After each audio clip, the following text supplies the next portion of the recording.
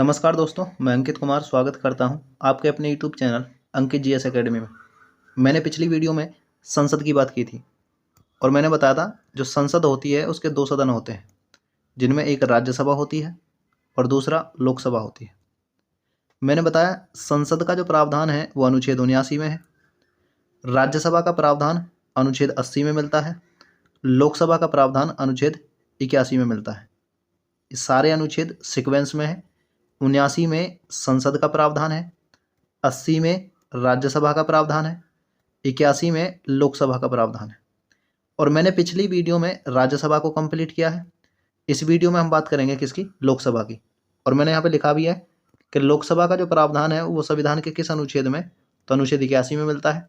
लोकसभा के संबंध में कुछ क्वेश्चन बनते हैं।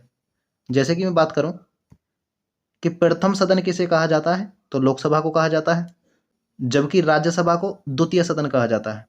निम्न या निचला सदन किसे कहते हैं, तो लोकसभा को कहते हैं, जबकि राज्यसभा को उच्च सदन कहते हैं। अस्थायी सदन किसे कहते हैं, तो लोकसभा को कहते हैं, लेकिन राज्यसभा को स्थायी सदन कहते हैं। लोकप्रिय सदन किसे कहा जाता है, लोकसभा को कहा जाता है। लोगों का सदन किसे कहा जाता है, लोकसभा को कहा जाता है। उत्तरदायी सदन किसे कहा जाता है, लोकसभा को कहा जाता है। प्रतिनिधि सभा या सदन किसे कहते हैं, तो लोकसभा को कहते हैं। मैंने बताया था कि राज्यसभा राज्यों का प्रतिनिधित्व करती है, जबकि लोकसभा लोगों का प्रतिनिधित्व करती है। इसलिए इसे लोकप्रिय सदन, लोगों का सदन या प्रतिनिधि सदन भी कहते हैं। नेक्स्ट बात करें हम लोकसभा में सीटों की, तो मूल संविधान में जो लोकसभा में सीटों की संख्या थी वो कितनी सीट थी, तो 500 सीट थी। 7वें संविधान संशोधन के द्वारा 1955 में लोकसभा की सीटों को बढ़ाकर कितना कर दिया गया, 525 कर दिया गया था। और ये 7वां संविधान संशोधन क्यों किया गया था, तो राज्य पुनर्गठन अधिनियम आया था 1955 में। इसके बाद 7वां संविधान संशोधन किया गया और लोकसभा की सीटों की संख्या को बढ़ाकर 500 से 525 कर दिया गया। इसके बाद 31वां संविधान संशोधन हुआ 1974 में और लोकसभा की सीटों को एक बार फिर बढ़ाया गया और इनकी संख्या बढ़ाकर कितनी कर दी गई, 545 कर दी गई। इसके बाद गोवा व दमन द्वीप पुनर्गठन अधिनियम आया 1987 में और लोकसभा में अधिकतम सीटों की संख्या कितनी निर्धारित कर दी गई, तो 552 कर दी गई। एक और संशोधन किया गया था 104वां कॉन्स्टिट्यूशन अमेंडमेंट, ये 2019 में किया गया था और इसमें लोकसभा की जो अधिकतम सीटों की संख्या वो कितनी कर दी गई, 550 कर दी गई। इसका मतलब है 552 से 550 की गई थी संख्या। 2 सीटें क्या कर दी गई हैं, यहाँ पे कम कर दी गई हैं। और वो 2 सीटें कौन सी थी, तो जो लोकसभा में राष्ट्रपति 2 अंग्ल भारतीयों को मनोनीत करता था उनको क्या कर दिया गया, समाप्त कर दिया गया। बात करें हम लोकसभा की सीटें निर्धारित कैसे की जाती हैं, तो लोकसभा की सीटों का जो राज्यवार आवंटन किया जाता है वो किसके आधार पर किया जाता है, तो जनसंख्या के आधार पर किया जाता है। इसका मतलब ये है कि किस राज्य में लोकसभा की कितनी सीटें निर्धारित की जाएंगी उनका पता कैसे लगाया जाता है, तो जनसंख्या के आधार पर लगाया जाता है। राज्यवार आवंटन का मतलब है राज्य के अनुसार बंटवारा करना सीटों का। और लोकसभा का जो एक सदस्य होता है वो कम से कम 7.5 लाख की जनसंख्या पर निर्धारित किया जाता है। दूसरी बात करें हम इसमें लोकसभा सदस्यों की या सीटों की, लोकसभा में वर्तमान में सदस्यों की संख्या कितनी है, तो 543 है। और अधिकतम सदस्य कितने रख सकते हैं हम लोकसभा में, तो 550 रख सकते हैं। मैंने बताया था यहां पर पहले 545 सदस्य थे और यहां पर पहले 552 सदस्य थे। और मैंने अभी बताया है कि जो 2 अंग्ल भारतीय होते थे उनके पद को क्या कर दिया गया है, समाप्त कर दिया गया है। इसलिए यहाँ पर अब वर्तमान में कितने हैं, 543 हैं और यहाँ पर कितने हैं, 550 हैं। अब क्वेश्चन एक और बनता है यहाँ से कि लोकसभा में निर्वाचित सदस्यों की संख्या कितनी है, तो 543 है। इसका मतलब ये है कि वर्तमान में लोकसभा में कोई भी सदस्य मनोनीत नहीं किया जाता। जो 543 सदस्य हैं ये सभी के सभी क्या होते हैं, निर्वाचित होते हैं। अब निर्वाचित होते कहाँ से हैं, तो राज्य से 524 सदस्य निर्वाचित किए जाते हैं और केंद्र या संघ शासित प्रदेशों से 19 सदस्य निर्वाचित किए जाते हैं। क्वेश्चन बनता है कि लोकसभा में राज्यों से कितने सदस्य निर्वाचित किए जाते हैं, तो 524 हैं और केंद्र शासित प्रदेशों से कितने किए जाते हैं, तो 19 सदस्य निर्वाचित किए जाते हैं। और केंद्र शासित प्रदेशों की संख्या कितनी है, अब 8 है। किस केंद्र शासित प्रदेश से कितने सदस्य निर्वाचित किए जाते हैं, तो दिल्ली से 7 सदस्य निर्वाचित किए जाते हैं, जम्मू कश्मीर से 5 सदस्य निर्वाचित किए जाते हैं। दमन दीव एवं दादरा नागर हवेली से 2 सदस्य निर्वाचित किए जाते हैं। पहले ये दोनों केंद्र शासित प्रदेश अलग थे, दमन दीव अलग था, दादर नागर हवेली अलग था। लेकिन 26 जनवरी 2020 को इन दोनों को सम्मिलित कर दिया गया और यहाँ पर लोकसभा की कितनी सीटें हैं, तो 2 सीटें हैं। और जो अन्य 5 केंद्र शासित प्रदेश बचे हुए हैं उनसे कितनी सीटें निर्वाचित की जाती हैं, तो सभी से 1-1 सीट निर्वाचित की जाती है। जैसे कि अन्य 5 केंद्र शासित प्रदेश कौन कौन से हैं? अंडमान एवं निकोबार द्वीप समूह है, जहाँ से 1 सीट निर्वाचित की जाती है। चंडीगढ़, यहाँ से भी 1 सीट निर्वाचित की जाती है। लद्दाख, यहाँ से भी 1 सीट निर्वाचित की जाती है। लक्षद्वीप, यहाँ से भी 1 सीट निर्वाचित की जाती है। पुदुचेरी, यहाँ से भी 1 सीट निर्वाचित की जाती है। और कुल मिलाकर इनसे कितनी सीटें निर्वाचित होती हैं, तो 5 सीट निर्वाचित होती हैं। तो 5 सीट इन सभी केंद्र शासित प्रदेशों से हो गई और जो 7 सीट हैं वो दिल्ली से हो गई, 5 सीट जम्मू कश्मीर से और 2 सीट दमन दीव और दादरा नागर हवेली से। इन सभी को मिलाएंगे तो कितनी सीटें बनेंगी कुल मिला के केंद्र शासित प्रदेशों से, तो 19 सीटें बनती हैं।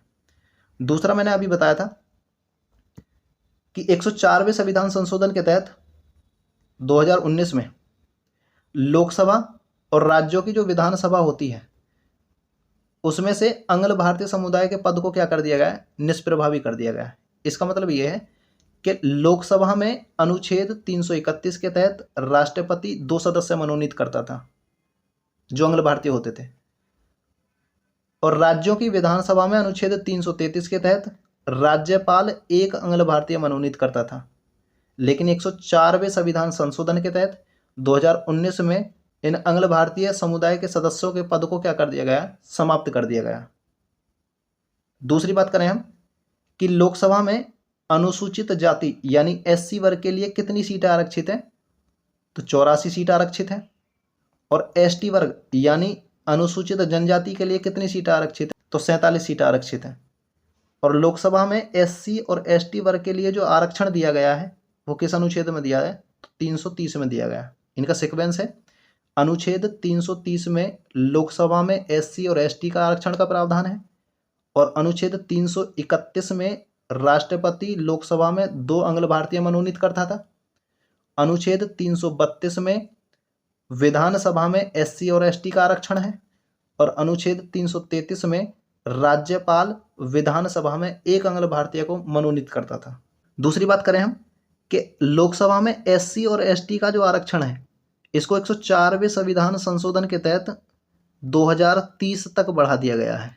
इसका मतलब यह है कि 2030 तक लोकसभा में 84 सदस्य एससी वर्ग के शामिल किए जाएंगे और 47 सदस्य एसटी वर्ग के शामिल किए जाएंगे। नेक्स्ट बात करें हम अनुच्छेद 83 की। अनुच्छेद 83 में संसद के सदनों की अवधि का प्रावधान है, लेकिन संसद के 2 सदन होते हैं, एक राज्यसभा और दूसरा लोकसभा।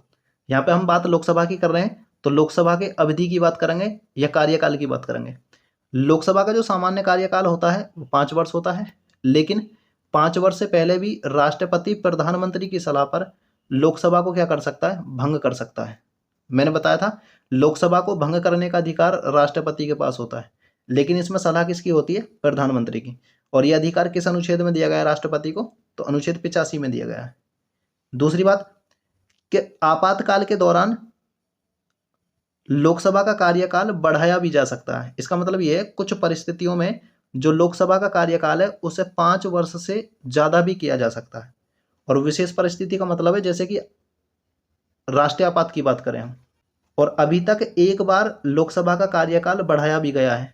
42वें संविधान संशोधन द्वारा 1976 में लोकसभा के कार्यकाल को 5 वर्ष से बढ़ाकर कितने वर्ष कर दिया गया था, तो 6 वर्ष कर दिया गया था। और एक कैमे नंबर की लोकसभा थी तो ये 5वीं लोकसभा थी। इसका मतलब ये है कि 5वीं लोकसभा का कार्यकाल 5 वर्ष न होकर कितने वर्ष हुआ था, 6 वर्ष था। और इस समय पर प्रधानमंत्री कौन थी, तो प्रधानमंत्री इंदिरा गांधी थी। बहुत ही अच्छा क्वेश्चन है। दूसरी बात करें कि 44वें संविधान संशोधन के तहत 1978 में लोकसभा के कार्यकाल को पुनः क्या कर दिया गया, 5 वर्ष कर दिया गया। इसका मतलब यह है जो 42वें संविधान संशोधन द्वारा लोकसभा का कार्यकाल 5 वर्ष से बढ़ाकर 6 वर्ष किया गया था, उसे पुनः 5 वर्ष किया गया है 44वें संविधान संशोधन द्वारा 1978 में। और इस समय पे प्रधानमंत्री कौन थे? तो मोरारजी देसाई थे। भारत में पहली बार गैर कांग्रेसी सरकार बनी थी जनता पार्टी की, और प्रथम गैर कांग्रेसी प्रधानमंत्री बने थे कौन? मोरारजी देसाई। और इन्हीं के समय पर 44वां संविधान संशोधन होता है, और लोकसभा के कार्यकाल को पुनः क्या कर दिया जाएगा? 5 वर्ष कर दिया जाएगा। ये भी अच्छा क्वेश्चन है। दूसरी बात करें हम कि लोकसभा का जो कार्यकाल है वो एक बार में कितने समय के लिए बढ़ाया जा सकता है? तो 1 वर्ष के लिए। इसका मतलब ये है कि एक बार संशोधन करके लोकसभा का कार्यकाल कितना बढ़ाया जा सकता है? तो 1 वर्ष के लिए बढ़ाया जा सकता है। नेक्स्ट बात करें हम अनुच्छेद 84 की। अनुच्छेद 84 में संसद के सदस्यों की योग्यता का प्रावधान है, लेकिन संसद में भी हम लोकसभा की बात करेंगे। लोकसभा के सदस्यों की जो योग्यता होती है कौन कौन सी हैं? जैसे कि पहली योग्यता है कि वो भारत का नागरिक हो, जन्म से नागरिक हो ये जरूरी नहीं है। दूसरी योग्यता क्या है कि उसकी न्यूनतम आयु कितनी हो? 25 वर्ष हो। मैंने बताया था राज्यसभा के सदस्य की न्यूनतम आयु 30 वर्ष होती है, लेकिन लोकसभा के सदस्य की न्यूनतम आयु कितनी होती है? 25 वर्ष होती है। और किसी भी लाभ के पद पर ना हो। मैंने ये भी बताया था कि राष्ट्रपति, उपराष्ट्रपति, राज्यों के राज्यपाल और संघ और राज्य के जो मंत्री होते हैं वो लाभ के पद पर नहीं माने जाते हैं। इस वीडियो में इतना ही है। नेक्स्ट वीडियो में हम लोकसभा को कंप्लीट करेंगे, और इस वीडियो की जो PDF है वो टेलीग्राम चैनल पर आपको मिल जाएगी, और मैं टेलीग्राम चैनल का जो लिंक है वो कमेंट बॉक्स में डाल दूंगा।